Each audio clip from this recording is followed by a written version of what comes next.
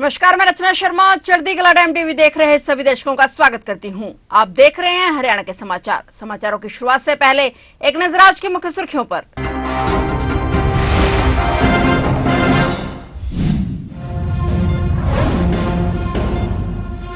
CM Nayab Singh Saini ने बुलाई अहम बैठक। 5 मई को हरियाणा सिविल सचिवालय में होगी कैबिनेट मीटिंग। सीईटी परीक्षा समेत तमाम मुद्दों पर होगी चर्चा।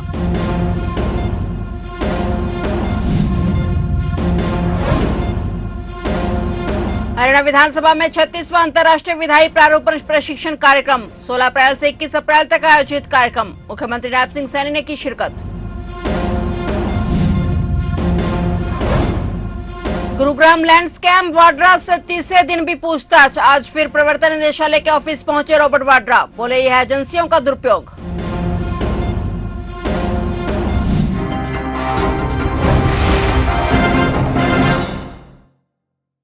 और अब समाचार विस्तार से।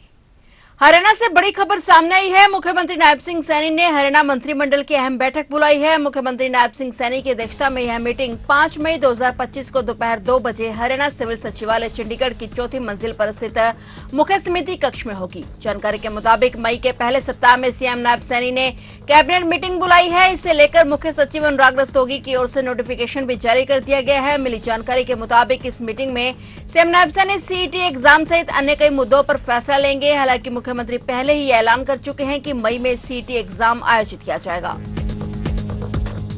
मुख्यमंत्री नायब सिंह सैनी ने कहा कि विधायी ड्राफ्टिंग तैयार करते समय केवल कानून की भाषा ही नहीं बल्कि समाज की भावनाओं, जरूरतों और संभावनाओं पर भी विचार करना आवश्यक है। एक अच्छा विधायी ड्राफ्ट न केवल मौजूदा समस्याओं का समाधान करता है बल्कि समाज को प्रगति की दिशा में भी ले जाता है। इसलिए विधायी प्रक्रिया में स्पष्टता, समानता और नागरिक भागीदारी को विशेष महत्व दिया जाना चाहिए। मुख्यमंत्री नायब सिंह सैनी ने हरियाणा विधानसभा में 16 अप्रैल से 21 अप्रैल 2025 तक आयोजित किए जा रहे 36वें अंतर्राष्ट्रीय विधायी प्रारूपण प्रशिक्षण कार्यक्रम के प्रतिभागियों को संबोधित करते हुए ये शब्द कहे। इस प्रशिक्षण कार्यक्रम में 13 देशों के कुल 28 प्रतिभागी भाग ले रहे हैं और इस अवसर पर हरियाणा विधानसभा के अध्यक्ष हरविंद्र कल्याण भी उपस्थित थे। ग्रुप लीडर एलेजांद्रो निकोलस विसन नेमल सेफ ने इस प्रशिक्षण कार्यक्रम के आयोजन के लिए हरियाणा विधानसभा और प्राइड का धन्यवाद किया और उन्हें विश्वास व्यक्त किया कि इस कार्यक्रम के माध्यम से प्राप्त विधायी ड्राफ्टिंग में नई तकनीकें और बढ़ी हुई दक्षता निश्चित रूप से प्रतिभागियों को अपने अपने देशों में लोकतांत्रिक प्रणालियों को और मजबूत करने में मदद करेगी।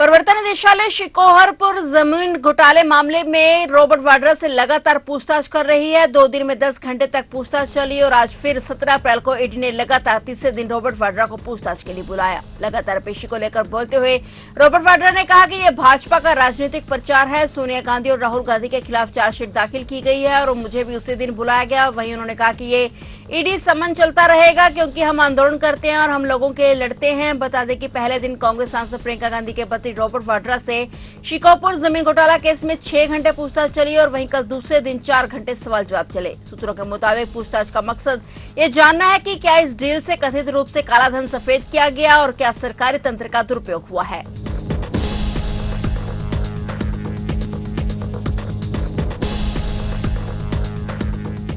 हरियाणा से बड़ी खबर सामने आई है। गोरक्षक को सरेआम चोटी पकड़कर घसीटने और मारपीट करने के मामले में हरियाणा के पानीपत जिले में 4 कर्मचारियों पर बड़ा एक्शन लिया गया है। जानकारी के मुताबिक शिकायत मिलने के महज 10 घंटे के अंदर एसपी लोकेंद्र सिंह ने 2 पुलिसकर्मियों को सस्पेंड कर दिया है। इसके अलावा एक को नौकरी से बर्खास्त किया और साथ ही हरियाणा कौशल रोजगार निगम के तहत लगे ड्राइवर पर भी कार्रवाई करने के लिए विभाग को पत्र लिख दिया है। एसपी ने मामले में कड़ा संज्ञान लेते हुए ईआरवी 560 के इंचार्ज ईएससी सुशील और सुनौली नाका इंचार्ज ईएएसआई शिव कुमार को सस्पेंड किया गया है। वहीं एसपी स्कंद को बर्खास्त किया गया है। इसके अलावा ड्राइवर कुलदीप पर कार्रवाई की सिफारिश की गई है। कुलदीप को फिलहाल ड्यूटी से हटा दिया गया है।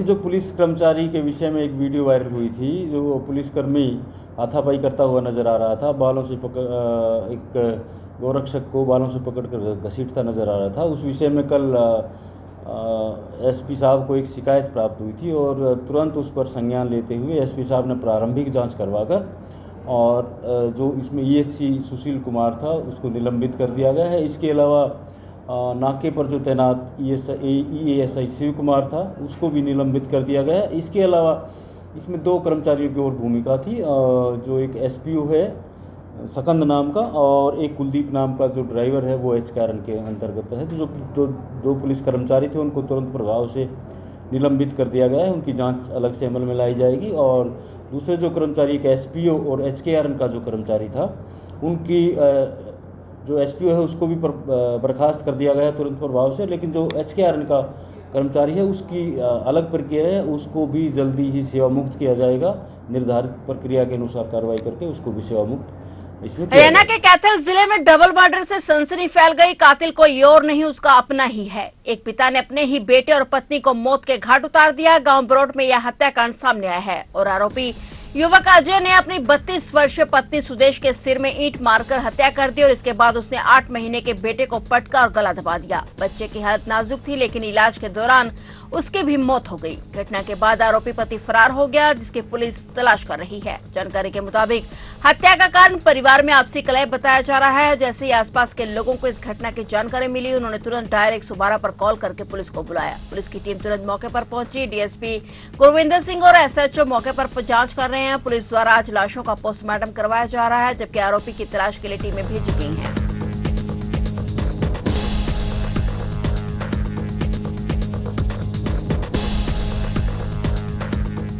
हरियाणा के ऊर्जा परिवहन एवं श्रम मंत्री अनिल विज ने कहा है कि सभी पार्षद एकजुट होकर नगर परिषद अंबाला सदर में बेहतर कार्य करें ताकि हमारा शहर सबसे अच्छा शहर बन सके। विज अंबाला छावनी नगर परिषद नवनिर्वाचित सदन की पहली बैठक में बोल रहे थे। कैबिनेट मंत्री अनिल विज ने इस दौरान नगर परिषद के नवनिर्वाचित उप प्रधान ललिता प्रसाद को फूल मालाएं पहनाते हुए उन्हें उप प्रधान पद की बधाई दी। इससे पहले ललिता प्रसाद को सदन में हुए मतदान के दौरान कुल 33 में से 26 वोट मिले और उनकी एक तरफा जीत हुई। उनके उप प्रधान चुने जाते ही ढोल नगाड़ों के साथ अन्य पार्षदों ने भी बधाई दी।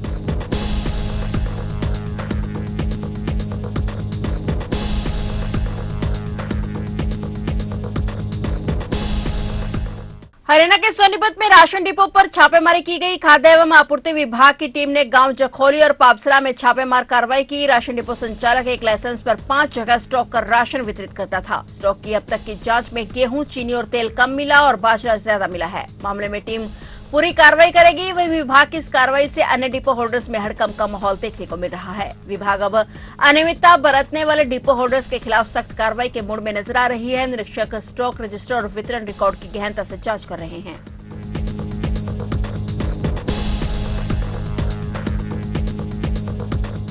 भारतीय किसान यूनियन का एक प्रतिनिधिमंडल डीसी को मिला। किसानों ने आरोप लगाया है कि कई जगह पर गेहूं तौल में गड़बड़ी पाई जा रही है, जिसको लेकर भारतीय किसान यूनियन के प्रदेशाध्यक्ष रतन मान अपने पदाधिकारियों के साथ डीसी से मिले। डीसी उत्तम सिंह ने आश्वासन देते हुए कहा कि गड़बड़ी मामले में किसी को बख्शा नहीं जाएगा और उसके खिलाफ कड़ी कार्रवाई की जाएगी। यदि किसानों को लगता है कि कहीं गड़बड़ी है तो किसान उसकी वीडियो बनाकर प्रशासन को भेजें, तुरंत कार्रवाई की जाएगी। किसान नेता रतन मान ने कहा कि भारतीय किसान यूनियन के द्वारा गेहूं खरीद सीजन को लेकर कमेटियों का गठन किया गया है। कमेटी द्वारा कुंजपुरा और करनाल की मंडियों का दौरे के दौरान तौल में काफी हेराफेरी देखी गई और गेहूं से भरे कट्टों के तौल की जांच की गई और इस दौरान तोले गए प्रत्येक कट्टे में सरकार की ओर से निर्धारित किए गए वजन से 500 से 700 ग्राम गेहूं प्रति कट्टा अधिक पाया गया। मंडियों में किसानों के साथ खुली लूट हो रही है, जिसको किसान किसी भी सूरत में बर्दाश्त नहीं करेंगे। जो मंडियों में गेहूं खरीद का जो सीजन चल रहा है उसके लिए कमेटियों का गठन किया गया और कल कुंजपुरा और करनाल के राज मंडी में दौरा किया गया। वहां तौल में बड़ी हेराफेरी मिली। इसके साथ ही थानेसर के अंदर भी 5 से लेकर के 5, 6, 7, 8, 11, 12 किलो प्रति कट्टा वजन फालतू पाया गया और वहां कोई भी मौजूद अधिकारी नहीं, कोई वहां मार्केट कमेटी का कोई अफसर तैनात नहीं। हम ये कहते हैं कि जो कल हमने मंडियों में जो देखा, ये ट्रिपल इंजन सरकार की पहली उपलब्धि मानता हूं मैं इसको। और ये किसानों को सरे बाजार, सरे आम खुले मार्केट के बीच में लूटने का काम किया जा रहा है और ये एक बहुत बड़ा खेल है। ये कट काट का खेल है ये। और इसके थोड़े दिन के बाद फिर परखी का खेला चलेगा, गोदामों में या मंडियों में भी चलेगा। ये फिर वह बातें निकल के आएंगी कि परखी चली, पानी तक भी गोदामों में डाला जाएगा। तो इस लूट में, ये लूट है, बड़ी भारी लूट है। इस लूट में मुझे लगता है कि जो भी संबंधित लोग हैं वो सब मुंह मिठा करते हैं। इसमें हमें इसमें कहने में कोई गुरेज नहीं है। आकार इसके लिए मची हुई है। तो हम ये कहते हैं कि अगर प्रशासनिक अधिकारी और जिम्मेदार अधिकारी जो मंडी बोर्ड जिसमें बनाया गया, अगर ईमानदारी से काम करें, निगरानी से काम करें, मैं कहता हूं कम से कम भी 80% कर्मचारी जेल में होंगे।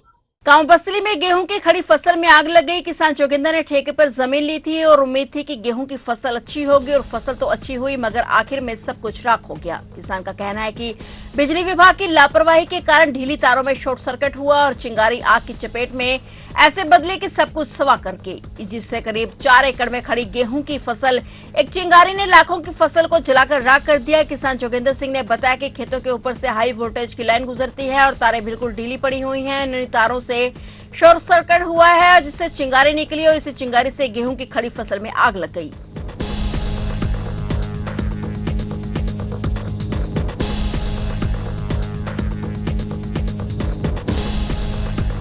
यही 12-1 बजे के आसपास ये आग लगी है। जमीन अपनी थी? जमीन अपनी है, ठेके पे ले रखी है। मैंने कितने एकड़ का नुकसान हुआ? 4 एकड़ लगी। बिल्कुल जल गई। हाँ जी, बिल्कुल राख हो गई। तारे ढीली की वजह से? तारे की ढीली की वजह से। ये तारा के नीचे ही खड़े हम। आपको कैसे पता लगा? हम पे फोन गया, यहाँ स्कूल में चपरासी है, उसने बोला भाई आग लगी खेत में तार की वजह। तो आप देख रहे थे हरियाणा के समाचार और नए समाचारों के साथ फिर से हाजिर होंगे। तब तक के लिए देखते रहिए चढ़ती कला टाइम टीवी और अब मुझे दीजिए इजाजत। धन्यवाद।